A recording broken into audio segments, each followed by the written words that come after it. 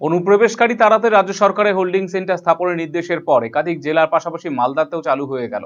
ইংরেজবাজার শহর লাগোয়া বাগবাড়ি চন্দন পার্কে জেলা হোল্ডিং সেন্টার চালু করা হয়েছে। রাজ্যে নতুন সরকার গঠনের পরে অনুপ্রবেশকারী সন্দেহে ধৃতদের রাখার জন্য জেলায় জেলায় হোল্ডিং সেন্টার নির্মাণের নির্দেশ দিয়েছিল স্বরাষ্ট্র দপ্তর। সেই নির্দেশিকা মোতাবেক মালদাতেও হোল্ডিং সেন্টার তৈরির প্রক্রিয়া শুরু করল জেলা প্রশাসন। শহরের চন্দন পার্কে হোল্ডিং সেন্টারে বাংলাদেশি সন্দেহে 9 জনকে ইতিমধ্যে আটক করা হয়েছে। গাজল থানা পান্ডুয়া থেকে তাদেরকে আনা হয়েছে, যার মধ্যে 3 মহিলা, 6 জন নাবালক নাবালিকা রয়েছে। কড়া নিরাপত্তা মোতায়েন করা হয়েছে। এখানে সিসিটিভি। আপাতত 12 জন পুলিশ, 3 জন সিভিল ডিফেন্স, 3 জন সিভিক ভলেন্টিয়ার মোতায়েন করা রয়েছে। রান্নার জন্য রাঁধুনির ব্যবস্থাও করা হয়েছে। এই উদ্যোগকে স্বাগত রাজ্য তৃণমূলের সাধারণ সম্পাদক তথা ইংরেজবাজার পৌরসভা চেয়ারম্যান কৃষ্ণেন্দু নারায়ণ চৌধুরী। অবৈধ প্রবেশ কমপ্লিটলি কেন্দ্র সরকারের হাতে। কেন্দ্র সরকারের কাছে নিশ্চয়ই কোনো তথ্য এসছে, তারা এটা করছে। এবং আমি এটা মনে করি যে সত্যিকারের যারা বিদেশি বা ইনফিল্টার্স তাদের বিরুদ্ধে শাস্তি হোক, কিন্তু যারা ভারতের নাগরিক তাদের বিরুদ্ধে যাতে কোনো এই ধরনের দমনপীড়ন না হয়।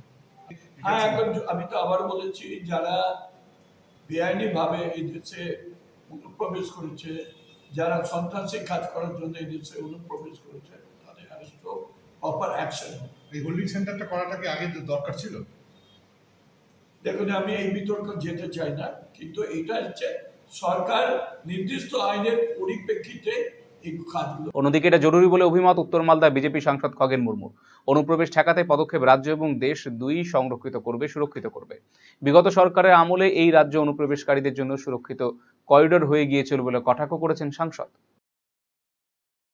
পশ্চিমবঙ্গের ব্যক্তি বা আমাদের ভারতীয় নাগরিক নয়, এরকম যে সমস্ত ব্যক্তি আছেন তাদের তো অবশ্য হচ্ছে পশ্চিমবাংলা থেকে বা ভারতবর্ষ থেকে, আমাদের দেশ থেকে, তাদের নিজেদের দেশে এখান থেকে তাদের ব্যবসা করতে হবে।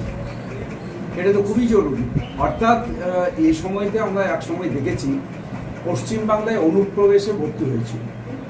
পশ্চিমবাংলাতে সমস্ত জেহাদি, যারা হচ্ছে সন্ত্রাসবাদী, যারা হামলাকারী, এরকম বেশ কিছু যারা হচ্ছে আমাদের রাজ্য এবং আমাদের দেশে যারা অশান্তি তৈরি হচ্ছে, যে আজকে প্রথম পদক্ষেপ করেছেন যে আমরা প্রথম হচ্ছে আমাদের রাজ্যকে সুরক্ষিত করব, আমাদের দেশকে সুরক্ষিত করব।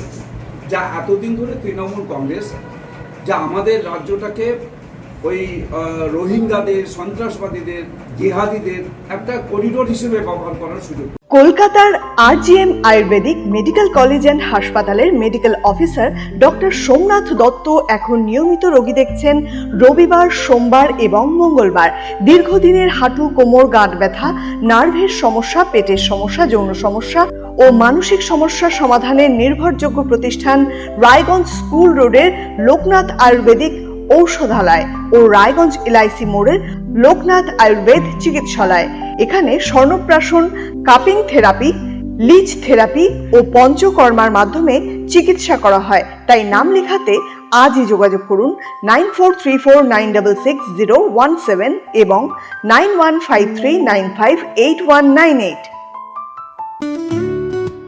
সুগন্ধি বাসমতি ভাতের মাঝে নানান উপকরণ, স্বাস্থ্যকর, পরিষ্কার পরিচ্ছন্ন পরিবেশে তৈরি ম্যারিনেট করা মশলাদার মাটন এবং চিকেন বিরিয়ানি খেতে আপনাকে আসতেই হবে রায়গঞ্জের কলকাতা বিরিয়ানি দাদা বৌদিতে। শহরের সেরা মানের বিরিয়ানি খাদ্য রসিকদের তৃপ্তি মেটাতে হাজির দাদা বৌদি। রায়গঞ্জের প্রাণকেন্দ্র মোহনবাটি এলাকায় রায়গঞ্জ জেলা আদালতের প্রবেশদ্বারের কাছে সুস্বাদু, মুখরোচক, স্বাদে গন্ধে অতুলনীয় বিরিয়ানি পেয়ে যাবেন সারাদিন। তাই রায়গঞ্জ শহরে বিরিয়ানির এখন সেরা ঠিকানা কলকাতা বিরিয়ানি দাদা বৌদি। কলকাতা বিরিয়ানি দাদা বৌদি, মোহনবাটি, রায়গঞ্জ, উত্তর দিনাজপুর। Phone number 6204774768।